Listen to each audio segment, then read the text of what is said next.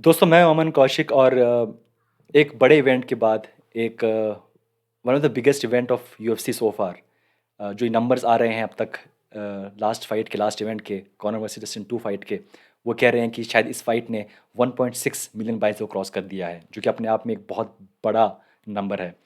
But officially number अभी आने बाकी हैं, बट लग रहा है शायद ये टॉप 2 या टॉप 3 मोस्ट परचेज इवेंट बन सकता है यूएफसी का। और जो मेन स्टोरी है वो ये है कि जो एक अपसेट और डस्टिन पोरिये का हराना कॉनर मैग्रेगर को एक बड़ी बात है, लेकिन वो बड़ी बात अब और इसलिए बड़ी बन गई है क्योंकि डस्टिन ने उनको हराया है कॉनर को कॉनर के गेम के अंदर ही। जो गेम है उनका वो है बॉक्सिंग स्ट्राइकिंग, और डस्टिन पोरिये ने उसी गेम में हराया कॉनर को। पहले फाइटर बन गए कॉनर को हराने वाले थ्रू टीकेओ और केओ, जो कि अपने आप में एक रिकॉर्ड है। तो दोस्तों बात करते हैं उनकी इस लॉस के बारे में। क्या रीज़न है कि कॉनर मैग्रेगर ये फाइट है ये हार गए? ऑब्वियसली बहुत सारी थ्योरीज हैं, बहुत सारे अपने इन लोगों के अपने अपने ओपिनियंस हैं। कुछ लोग कह रहे हैं कि वो बहुत विस्की पी रहे थे, कुछ लोग कह रहे हैं कि वो फोकस नहीं थे, कुछ लोग कह रहे हैं कि अब वो रिच हो गए हैं। बट एक बात सबको माननी पड़ेगी कि पूरे पूरे इस एक साल के अंदर जो फोकस था कॉनर का मेरे हिसाब से वो था बॉक्सिंग ट्रेनिंग पे। आपको याद होगा कि बहुत टाइम से फाइट बात चल रही है Conor versus Manny Pacquiao fight के लिए। और अगर आप देखें चेक करें कॉनर की सोशल मीडिया फीड, उनका इंस्टाग्राम अकाउंट, उनका ट्विटर अकाउंट, तो बहुत सारे जो जो फोटोज़ डालते हैं वो उनमें नॉर्मली आई थिंक वो बॉक्सिंग कर रहे होते हैं। और एक बहुत ही अमेजिंग ट्वीट मुझे मिला पुराना, जब किसी ने पूछा था डस्टिन पोरिये से कि क्या लगता है आपको कि why Conor McGregor wants to fight you, क्यों चाहते हैं आपसे फाइट करना कॉनर मैग्रेगर? तब कहा था डस्टिन पोरिये ने, it's because probably he is angling A fight with many पैक्यो। Many पैक्यो एक लेफ्टी हैं, डस्टिन पोरिये भी लेफ्टी हैं, और क्योंकि कॉनर चाहते थे कि वो एक एक्सपीरियंस करें एक proper high calibre lefty fighter को, एक स्ट्राइकर को जो कि डस्टिन पोरिये हैं, इससे पहले कि वो फाइट करें मैनी पैक्यो से। सो वो एक रीज़न हो सकता है कि कॉनर मैग्रेगर ने चूज़ किया कि लेट्स फाइट विद डस्टिन पोरिये। और क्योंकि बॉक्सिंग में जब भी आप खेलते हैं आपका जो लेग है जो लीड कर रहा है वो हमेशा आगे रहता है, थोड़ा सा और आगे रहता है compare to your MMA stance. I think उसको शायद कैच किया डस्टिन पोरिये कैंप ने कि अगर वो ट्राई कर रहे हैं बॉक्सिंग फाइट करने की तो हम उनके लेग को अटैक करेंगे। सी नॉर्मली अगर देखें तो कॉनर मैग्रेगर का जो स्टाइल है वो बहुत ही यूनिक है, राइट? और मेरे हिसाब से इस फाइट में इन्होंने जो कोशिश की वो ये थी कि ये फाइट है ये एक बॉक्सिंग फाइट बन जाए कंपेयर टू ये एमएमए फाइट हो। ऑब्वियसली उन्होंने ट्रेन की होगी किक्स, उन्होंने ट्रेन की होगी ग्रैपलिंग रेसलिंग सब कुछ, बट आई थिंक जो उनका माइंडसेट होगा मेरे अकॉर्डिंग वो ये था कि इसको एक बॉक्सिंग फाइट बनाया जाए। पंचेस थ्रो करो, पंचेस डक करो।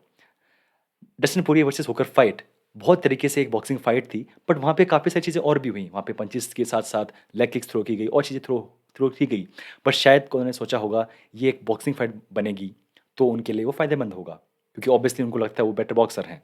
बट यहाँ पे जो गेम प्लान था बहुत ही अलग था डस्टिन पोरिये का। आपको याद होगा कि मैंने बात की थी इस फाइट से पहले कि क्या कमियाँ हैं क्या खूबियाँ हैं दोनों फाइटर्स के अंदर, और हमने उनमें बात की थी कि एक खूबी है कॉर्नर की, वो है उनकी स्ट्राइक एक्यूरेसी। और जो एक कमी है वो है सॉरी डस्टिन पोरिये की, वो है कि वो स्लो स्टार्ट करते हैं। वहाँ पे दोनों चीज़ पलट गई। डस्टिन पोरिये ने स्लो स्टार्ट नहीं किया और कॉनर मैग्रेगर की स्ट्राइकिंग है वो एक्यूरेट नहीं थी। अगर आप स्टैट देखें इस फाइट के बारे में तो जो स्ट्राइक स्ट्राइक एक्यूरेसी है कॉनर की वो है 43% और डस्टिन पोरिये की 52%। यानी कि टोटल अगर देखें 48 स्ट्राइक लैंड की पोरिये ने 91 में से, और 29 स्ट्राइक लैंड की कॉनर ने आउट ऑफ 66। यानी कि 43% एक्यूरेसी। और जो जो ओवरऑल जो स्टैट है कॉर्नर का वो है उनकी जो एवरेज स्ट्राइक एक्यूरेसी है वो है 49%। यानी कि नॉर्मल जो उनकी एक्यूरेसी है उससे वो नीचे खेल रहे थे। ऑब्वियसली यहाँ पे एक कैच है कि उनका जो लेग था वो डैमेज हो रहा था, और अगर आपका जो लीडिंग लेग है वो डैमेज्ड है, डेफिनेटली आप ज़्यादा स्ट्राइक नहीं कर सकते, आप इफेक्टिवली स्ट्राइक नहीं कर सकते, आप पावर ज़्यादा आप नहीं डाल सकते अपने पंचेस में। अगर बात करें उनके काफ केस के बारे में जो कि एक एक बहुत बड़ा एक रीज़न है उनकी लॉस का, डेफिनेटली जो बात की इस फाइट के बाद कॉर्नर ने की, ऑब्वियसली उनके जो लेग है वो ऑलमोस्ट डेड हो गया था। काफ के बारे में हमने पहले बहुत पहले भी बात की है। हमने बात की थी कैसे गेची ट्राई कर रहे हैं कि वो काफ के यूज़ करें हबीब के अगेंस्ट, और उस फाइट के बाद जो बाद में पता चला हमको हबीब रियली बहुत मुश्किल से चल रहे थे बिकॉज ऑफ काफ किक्स। तो काफ किक्स जस्टिन गेची की काम कर रही थी हबीब पे, बट हबीब फास्ट थे, हबीब अटैक कर रहे थे गेची पे, और इससे पहले कि वो काफ किक का लोड है वो बढ़ता बढ़ता जाए और वो टाँग पूरी काम करना बंद कर दे, हबीब ने फाइट खत्म कर दी थी। और यहाँ पे वही हुआ, जो काफ किक्स हैं वो ऐड हो रही थी। जो बताया कॉर्नर के कोच ने, जॉन केवनान ने, कि 3-4 किक के बाद वो डैमेज है वो एकदम से वो बढ़ गया था। और उन्होंने कुछ लेग किक्स को चेक किया। आप मुझसे कुछ लोग मुझसे पूछ रहे थे कि लेग चेक किक करना क्या होता है? सो लेग चेक करना यह होता है कि अगर आपको कोई किक कर रहा है, तो आपने अपनी टाँग को 45 डिग्री के एंगल पे आप मोड़ दीजिए, तो उससे आपका टाँग है बच जाएगी। आपको किक लगेगी, बट जो डैमेज है वो उस फाइटर को ज़्यादा होगा जो कि वो किक कर रहा है, बजाय आपको। तो इसे बोलते हैं लेग किक्स को चेक करना। वो उन्होंने ज़्यादा ट्राई नहीं किया। आई थिंक उनको लगा कि जब मेरे पंचेस लैंड कर रहे हैं, तो व्हाई शुड आई बॉदर? और पंचेस लैंड कर रहे थे राउंड 1 के अंदर। राउंड 1 उन्होंने जीता भी है कॉर्नर ने। बट जो लेग किक्स हैं, वो 2-3 के बाद ही वो डैमेज वो एकदम से वो बढ़ गया।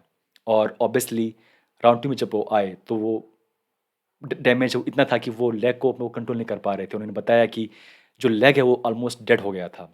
और हमने पहले ही बात की है लेग की, काफ किक्स बहुत ही डेवेस्टेटिंग किक्स होती हैं, और अगर वो ढंग से पड़ जाए 2-3 बार, तो डेफिनेटली आपका जो कंट्रोल है अपने लेग पे वो कम हो जाता है। आप लेग को अपने ढंग से कंट्रोल नहीं कर सकते।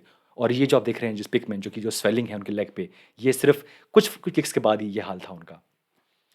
तो डेफ़िनेटली आई थिंक ये जो रीज़न है कि वो बॉक्सिंग फ़ाइट के लिए ट्राई कर रहे थे, इस फ़ाइट में भी कि मैं बॉक्सिंग ज़्यादा अप्लाई करूँ। और आई थिंक जो फ़ोकस था उनकी ट्रेनिंग में वो बॉक्सिंग के ऊपर था, और ऑब्वियसली लेग किक्स तो है। एक और जो बात की कॉर्नर ने वो ये थी कि इनएक्टिविटी, कि वो ज़्यादा एक्टिव नहीं थे। अगर देखें जो पूरा करियर है कॉर्नर का, राइट? उन्होंने क्या किया है, अगर देखें एक बार आप, तो ये देखिए, ये है कॉर्नर का जो रिकॉर्ड है। 2013 से लेके जो उनकी पहली फाइट थी यूएफसी के लिए 2013 अप्रैल में, उससे लेके आपके पास देखें यहाँ पर नवंबर 2016 तक उनके पास 10 फाइट हैं। यानी कि लगभग साढ़े 3 साल में उनके पास 10 फाइट हैं। और उसके बाद देखिए 2016 के बाद देखेंगे आप, तो सिर्फ़ 3 फाइट हैं 4 साल में। यानी कि साढ़े 3 साल में 10 फाइट, और फिर 3 साल में 4 साल में सिर्फ 3 फाइट। 2016 में वो लड़े वो 3 बार, 2015 में लड़े 3 बार, 14 में 2 बार, 13 में 2 बार, और फिर उसके बाद में सिर्फ 4 फाइट, सिर्फ 3 फाइट 4 साल के अंदर। तो आई थिंक डेफ़िनेटली एक ही रीज़न है कि बार-बार जो ये गैप ले रहे थे, gap after Eddie Alvarez fight, gap after Manny Pacquiao after Floyd fight, gap after Khabib fight, again after Donald Cerrone fight. वो जो बड़े-बड़े लंबे-लंबे गैप हैं जो कि वो ले रहे थे, और डेफ़िनेटली उनका जो टोल है, वो आखिरकार है वो दिखाई दे रहा है। साल में लड़ना 3 बार, साल में लड़ना 2 बार, वो बहुत मैटर करता है कि आपकी क्या क्या आपका माइंडसेट है, क्या आपकी कंडीशनिंग है, क्या आपके रिफ्लेक्सेस हैं। और आई थिंक वो उन्होंने माना कि आई थिंक, और अब जो बात चल रही है कि definitely he wants to be active, वो वापस आएँगे, फिर से खेलेंगे, जो कि एक अच्छी बात है। बिकॉज़ ही रियलाइज़ेज़ कि अगर मैं ज़्यादा गैप लूँगा, तो मेरे लिए अच्छा नहीं है दोस्तों। और आई थिंक ये एक सही बात है। तो अगेन ये मुझे लगता है ये रीज़न था, उनका बॉक्सिंग स्टैंस, उनके जो फ़ोकस था जो था मोर ऑन बॉक्सिंग ट्रेनिंग, पूरे अपने ट्रेनिंग कैंप में, और वो यहाँ पर भी वो शायद ट्राई कर रहे थे बॉक्सिंग ज़्यादा वो ट्राई करें। ऑब्वियसली काफ किक्स और इनएक्टिविटी, जो कि शायद मेरे हिसाब से डेफ़िनेटली एक रीज़न हो सकता है, बट इतना बड़ा रीज़न नहीं। दोस्तों, डेफ़िनेटली ये एक बहुत बड़ी फ़ाइट थी, एक बड़ा अपसेट था, और इस फ़ाइट के बाद हबीब वापस आएँगे या नहीं आएँगे, उस पे शायद अब ऑलमोस्ट कन्फ़र्म हो गया कि वापस वो नहीं आ पाएँगे। ये जो आप देख रहे हैं फ़ोटो यहाँ पे, ये मेरी अब तक की एमएमए की ऑल टाइम बेस्ट मेरा ये फ़ोटो है, ये पोस्टर है। मेरे एक दोस्त हैं, मैंने उनको ये फ़ोटो दिखाई थी, और उन्होंने मेरे लिए ये फ़ोटो अपने प्रिंटिंग प्रेस से मुझे प्रिंट करके दी है। और ये फ़ोटो मुझे इसलिए इतनी पसंद है, क्योंकि ये उस टाइम पे ये एक मोस्ट वॉच्ड प्रेस कॉन्फ्रेंस थी। ये एक मोस्ट वॉच्ड फाइट थी। इस फाइट ने जो रिकॉर्ड्स ब्रेक किए, राइट?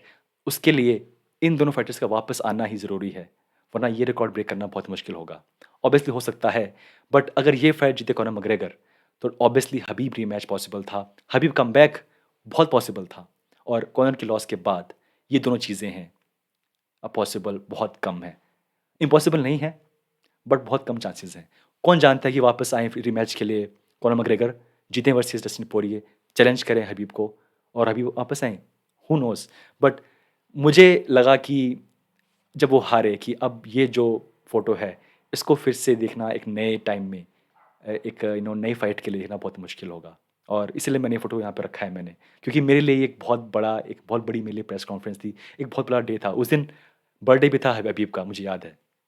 और डेफ़िनेटली मैं स लोग मुझसे पूछ रहे थे कि आप क्या चाहते हो कौन जीते? कौन किस आप किसको फ़ेवर कर रहे हो? आई फ़ेवर नो वन, बट मुझे पता था कि अगर यहाँ पे जीतेंगे कॉनर मैग्रेगर, तो ये चीज़ पॉसिबल है, हबीब कमबैक बहुत ज़्यादा पॉसिबल है, हबीब वर्सेस कॉनर भी पॉसिबल है। और इसलिए मैं शायद deep down I was thinking अगर कॉनर जीतेंगे, तो हमें और बड़ी फ़ाइट्स और अच्छी फ़ाइट देखने को मिलेंगी।